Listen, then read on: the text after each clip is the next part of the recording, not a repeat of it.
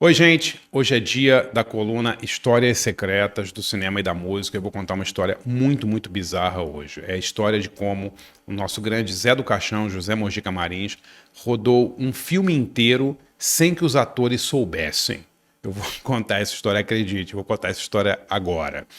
Se você curte esse tipo de conteúdo, inscreva-se no canal, ative o sininho para receber as notificações. Eu tenho quadros novos de segunda a sábado.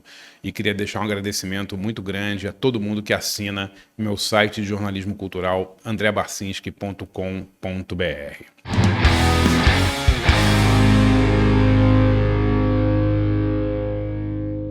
Estou aqui com o meu diretor, produtor, faz tudo, Natan Lima. Tudo bom, Natan? Certinho, André, certinho, pessoal. Agora eu fiquei curioso. Isso é definição de espontaneidade e naturalidade, né? Cara, isso é. O filme inteiro sem saber. Você que trabalha em audiovisual, Natan, aprenda com os mestres É isso aí. como explorar bem a sua equipe, né? É isso Fazer aí. um filme sem eles perceberem. O filme inteiro, O cara. filme Que inteiro, loucura. né? Galera, eu não sei se todo mundo aqui sabe, mas o filme De Volta para o Futuro, né? Rolou o primeiro e depois o segundo e o terceiro eles filmaram ao mesmo tempo. Né? Eles sabiam que já iam fazer as sequências, né? Que o filme foi um grande sucesso, então eles rodaram De Volta para o Futuro 2 e De Volta para o Futuro 3 juntos, numa produção só, e lançaram os filmes um depois do outro. Vamos separar, né? Separados. Boa, maravilha. Nosso amigo José Mojica Marins, o Zé do Caixão, fez isso 20 anos antes. E sem contar para o elenco, e sem contar para os produtores, sem contar para ninguém. Ninguém basicamente sabia. Que É loucura, uma cara. história louca, né? Eu vou contar essa história retrocedendo no tempo um pouco aqui. Vamos voltar ali a 69, 70, quando José Mojica Marins, o Zé do Caixão, lança um filme chamado Ritual dos Sádicos, né? O Despertar da Besta. Esse era para ser o magnum opus dele, a grande obra-prima da vida dele. É um filme glorioso, assim, sensacional, mas ele foi interditado pela censura, Natan. Ele não foi só cortado, ele foi proibido. O filme nunca foi exibido, até 1986, 87.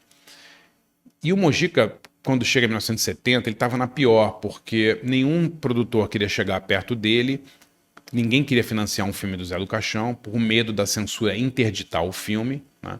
Porque uma coisa era o seu filme ser exibido com cortes, outra coisa era ele ser interditado, era muito pior. Como um Né? todo. Ele exibido com cortes, você ainda pegava a grana da bilheteria, tinha uma chance de você reaver o seu dinheiro como produtor, né? Mas você ter um filme interditado significa que você investiu no filme, fez as cópias, fez tudo, mandou para o cinema e o filme não é exibido. Então Ou seja, zero era, retorno. era falência, era falência. Então o Mojica, nosso amado José Mojica Marins, saudoso, estava na pior, 1970, e ele decide tentar outra coisa, então. Então ele abandona o Zé do Caixão durante um tempo e ele cria um personagem chamado Finis Hominis, que era ele também, era o próprio Mojica atuando, e ele faz uma espécie de faquira, assim, um cara usa um turbante, ele anda, é como se fosse um profeta, assim, né, Finis Hominis. E ele consegue uma grana para fazer um filme do Finis Hominis. E ele pega essa grana e ele pensa, peraí, se eu vou fazer um filme, eu posso muito bem fazer 2 filmes com esse mesmo dinheiro.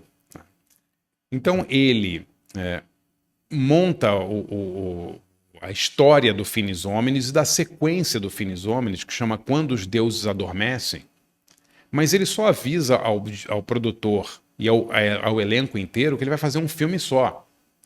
Ou seja, já estava rodando um filme. Ele estava na cabeça dele pensando em como ele poderia estender essa filmagem para fazer com que os filmes, que a filmagem resultasse em 2 filmes e não em um.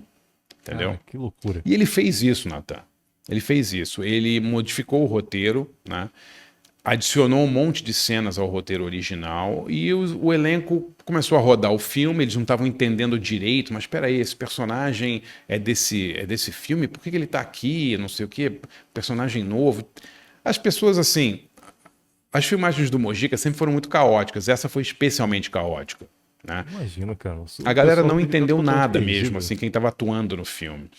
Mas o resultado é que ele terminou o Finis Hominis, entregou esse filme para o produtor, e aí depois ele tinha outro filme pronto, que era o Quando os Deuses Adormecem, que não é um filme bom, não é de longe nem um dos melhores do Mojica, mas é um filme que ele fez nesse estilo aí, nessa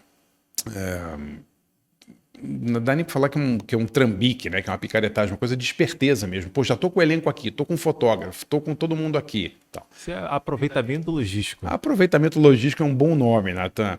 Mas eu acho muito comovente assistir o Quando os Deuses Adormecem hoje e perceber, tentar entender um pouco o que o Mojica estava tentando fazer e tentar entender um pouco as circunstâncias por trás disso. Né? Era um cara que tinha experimentado um sucesso de bilheteria imenso alguns anos antes, estava falido, não tinha dinheiro para fazer nada e falou, putz, eu vou fazer isso aqui e vou pegar esse filme e vou lançar, depois vou ficar com dinheiro só para mim. Né? Nem deu tanto certo, porque o Quando os Deuses Adormecem foi um fiasco de bilheteria também, não foi um filme... Os dois filmes também foram retalhados pela censura, apesar de não terem sido interditados, né? Mas é muito... Eu fico comovido vendo esses filmes hoje, percebendo o desespero do Mojica em terminar esses filmes, A busca sabe? por alternativas para driblar nessa Exatamente. questão O sanitária. Finis Homines, o que muita gente chama de O Fim do Homem, né? O filme é um ótimo filme, é um filme muito legal, assim, é um filme em que ele faz uma espécie de messias, é um cara que aparece do nada na praia, pelado, e aí ele anda pelo centro de São Paulo, tem muitas cenas lindas na Praça da República, e ele vira tipo uma celebridade, né? Um filme também sobre o culto à celebridade. Então, os ricaços e a galera do Jet Set começam a seguir Finis Homens. Ele vai na televisão, faz debates, começa a falar da filosofia dele. Então, é um filme muito, muito legal, assim, sabe? E nenhum dos dois deu muito certo, apesar de muita gente gostar do Finis Homens. Mas é legal a história, né? Muito, muito emblemática desse período aí da vida do Mojica. Uma outra coisa interessante vendo os filmes também é perceber a pobreza da produção, né? Tem muitas cenas filmadas. O Mojica não tinha dinheiro para contratar atores, então assim ele pegou alguns poucos atores ali e muita gente do filme é a galera que ele foi pegando na rua, né? Então o filme é quase um documentário assim sobre a São Paulo do início dos anos 70. Você vê a Praça da República, você vê toda a região ali da São João, a região ali da Boca do Lixo também. É muito, muito interessante. E ele é um filme tão pobre assim que você vê, inclusive, por exemplo, a sombra da câmera andando na rua, sabe? Você vê o Mojica orientando as pessoas. Uma coisa que as pessoas não sabem é que o Zé do Caixão nunca usou som direto nos filmes, né? Ele só usava som dublado. Os filmes eram todos dublados. Isso ele fazia porque era muito mais caro você fazer com som direto, porque você precisa... Som direto, galera, é o seguinte, é como nós estamos fazendo aqui agora. O Nathan tá me gravando, tá gravando exatamente o que eu falo. Na época do Mojica, desses filmes que ele estava fazendo, o que ele faria? Filmaria a cena sem som, depois eles iriam para um estúdio e dublariam as cenas. Parece que é mais trabalho, mas não é. É muito mais barato fazer filmes assim do que com som direto. Porque quando você faz um filme sem som direto, você não precisa de um estúdio à prova de som, né? Exatamente. Você não tem o barulho do exterior, você não pode ter o barulho de carro, helicóptero, de nada. Né? Não envolve complexidades para ter controle do não ambiente. tem nenhuma complexidade logística em relação ao áudio, você só filma, né? Você está, inclusive, usando só a câmera sem Nagra, na época se usava Nagra, né? Aqueles gravadores, né? E você tem também uma facilidade, no caso do Mojica, que ele podia orientar os atores enquanto a cena estava rolando, porque não tinha o risco da voz dele aparecer, entendeu? De vazar da cena. Da voz vazar. Então você percebe, inclusive, quando ele está dirigindo atores que não são profissionais, os caras mudam de atitude, às vezes, no meio da cena, porque deve ter levado uma bronca dele durante na filmagem. Né? E é louco isso, é mais louco ainda quando você imagina que o cara está atuando no filme. Ou seja, ele está atuando num filme, ele tem que atuar para a câmera. Quando a câmera não está nele, ele tem que orientar as pessoas para onde a câmera está apontando. Dirigir, ou seja, é uma coisa louca, né? É uma coisa muito, muito difícil. E o Mojica sempre usou filme... nunca usou som direto até 2008, assim, então ele é um cara muito acostumado a isso. E o Finis Homines e o Quando os Deuses Adormecem eram filmes com som dublado também. Mas você acha que esse contexto caótico financeiramente foi muito em razão da ditadura? Foi. Tenho certeza disso. Tenho certeza disso. Era uma peneira terrível, né, o Mojica teve a carreira destruída pela censura, né? Porque Ele vinha de um monte de filmes de sucesso, né? A Meia-Noite Levarei Sua Alma, Esta Noite Encarnarei no Seu Cadáver, Estranho Mundo de Zé do Caixão. Ele tinha quadro, ele tinha um programa de TV na TV Bandeirantes, ele tinha história em quadrinhos, ele tinha consórcio de caixão, ele tinha até linha de desodorante chamada Mistério. Ele era um tipo um multimídia. A gente fez um vídeo sobre ele. Você Sim. até comentou isso. É por isso que eu tava tentando entender, né? Por esse contraste abrupto, assim. Aí acontece isso, Nathan. Em 69 ele tem esse filme Ritual dos Sádicos, né? Que depois ele tentou relançar como Despertar da Besta. O filme foi interditado, que era uma coisa... Muitos filmes no Brasil foram cortados, mas não foram muitos os que foram proibidos, né, de serem exibidos, que isso era muito pior. Como eu falei, a interdição de um filme destruía produtoras, destruía produtores, né? Era uma coisa muito, muito, muito radical. E por ter acontecido isso de forma sequencial, possivelmente ele já estava na mira. Cara, ele estava na mira total, porque ele teve esse filme interditado.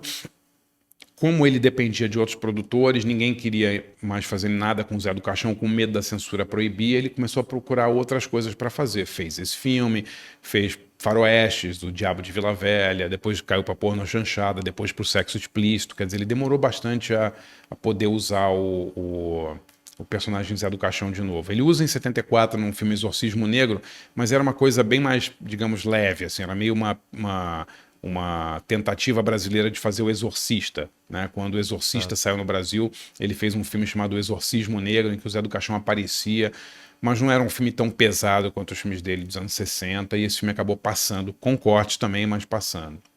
Mas é uma história triste, né? É, cara, curioso, né, cara? É muito curioso e vale a pena assistir, galera. Quando os Deuses Adormecem, não é um dos grandes filmes do Mojica, tá longe disso, mas é um testemunho, digamos assim, da inventividade dele e da criatividade dele para fazer qualquer coisa com os recursos de que ele dispunha ali. E né? a prova de que o cara tava à frente do tempo dele. Cara, ele tava, porque se depois o De Volta para o Futuro 2 e 3 eles filmaram simultâneo, eles percebiam que... Não, o Mojica não inventou isso, muita gente deve ter feito isso antes, né? O que eu acho que ele inventou foi fazer o filme sem contar ao elenco que estava fazendo, né? Provavelmente porque eles iriam querer receber por isso, né? Exatamente, ele tá contingenciamento de verbos, né? Exatamente. Galera, tem esse filme aqui, é meio longo o filme assim, vocês não vão entender direito algumas coisas, mas beleza. Eu fico imaginando a cara da galera quando eles viram o segundo filme, né? E foram cobrar do Mojica, né? Pô, Mojica, você me pagou por um filme só e eu acabei fazendo dois. Já era, meu amigo. Ai, muito bom. Saudades do Mojica. Bom, galera, é isso aí. Espero que vocês tenham gostado dessa história. Se você gosta desse tipo de conteúdo, conheça meu site de jornalismo cultural, andrebarcinski.com.br.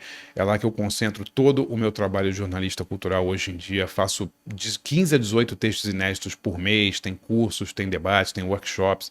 Você tem um acervo gigante de cursos e debates em vídeo e também de textos. São mais de 500 textos que eu escrevi para o meu site nos últimos 4 anos. Conheça lá andrebarcinski.com.br. Valeu, galera. Até amanhã.